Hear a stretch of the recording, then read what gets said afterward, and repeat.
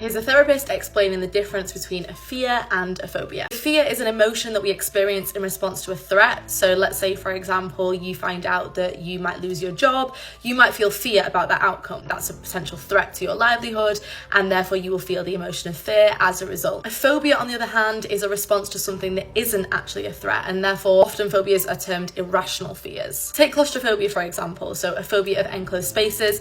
People with this phobia will acknowledge that actually enclosed spaces aren't going to cause them any danger, but yet they can't help but feel anxious in those situations. A good little analogy for this is a fire alarm. So if your fire alarm goes off because of a fire, then that is a rational response. It's setting off as it should, like fear, a normal emotional response. However, if your fire alarm goes off just because you've burnt some toast, that's like a phobia. It's been set off wrongly.